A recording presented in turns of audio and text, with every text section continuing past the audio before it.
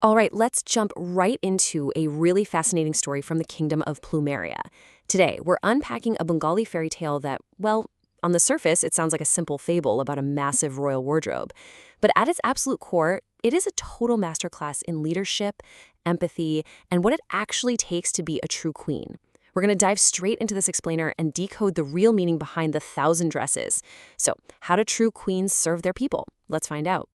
Okay, I want you to just imagine for a second having a wardrobe with over 1,000 meticulously designed, custom-made dresses. That's exactly how the story of Princess Priya Rose kicks off. Just think about the sheer scale of that number. 1,000 unique, handcrafted gowns. Now, this isn't just about having nice clothes to wear, right? This is an absolute obsession. It's a singular focus that has totally consumed the princess's entire life, right up until the literal eve of her coronation. Section 1. Princess of Plumeria, the next in line. So who is she? Well, Princess Priya Rose was this beloved, completely fashion-obsessed royal who actually named her dresses things like a Sunday Sunday and Koi Fully Yours. She genuinely believed her ultimate gift to the world was her glamorous artistry. I mean, she's next in line to rule Plumeria, but right now, her time is entirely spent meticulously crafting her 776th custom gown. There's literally a full-time job. She even hosts these massive royal showcases where folks travel from faraway lands just to see her collections. And the kicker is, in her mind, she isn't neglecting her people at all. She honestly thinks that providing this magnificent art and fashion is her absolute duty as a royal. A true queen rules with love and light.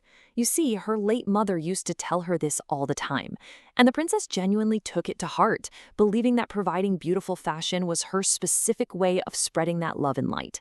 She took her mother's really beautiful metaphorical advice and just applied it entirely to dressmaking. To Priya Rose, every single stitch and every sketch that came to life was a physical manifestation of that love. She figured, hey, by making the kingdom beautiful, I'm fulfilling my destiny to serve. Section 2. The 1,000 Dresses, a Secret Prophecy. But then, Coronation Day arrives. This is the day where the royal crown is supposed to magically glow for a true queen. The stage is set, everybody's gathered, and boom. Things take a very sudden, dramatic turn.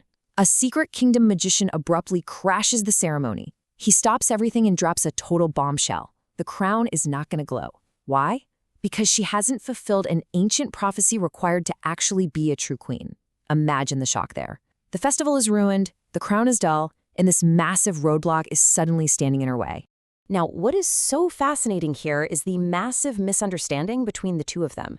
When the magician brings up the 1,000 dresses, Priya Rose immediately gets defensive. She's like, wait, I have over 1,000 dresses, and I've worn them all. But here's the catch. The prophecy was never about silk and lace. It was a metaphor.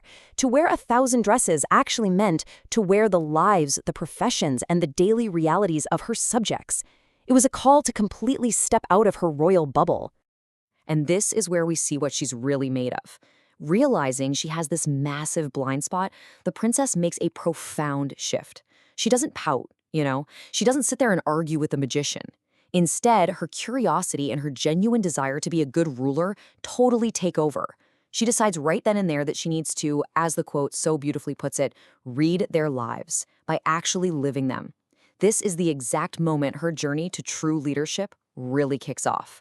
Section 3, Walking in Their Shoes, Learning Real Empathy. So this brings us to the real core of how true queens serve their people. The princess trades in all those luxurious gowns for the gritty reality of physical labor. She heads straight into the sweltering kitchens to knead bread dough. She gets her hands completely covered in dirt planting trees out in the gardens. She even scrubs the grand halls of her own castle. It is exhausting, messy work. And at first, she kind of thinks, okay, I did it. I wore their clothes for a day, checked the box, now I can be queen. But a deeper conversation reveals that leadership isn't just about occasionally rolling up your sleeves to help out.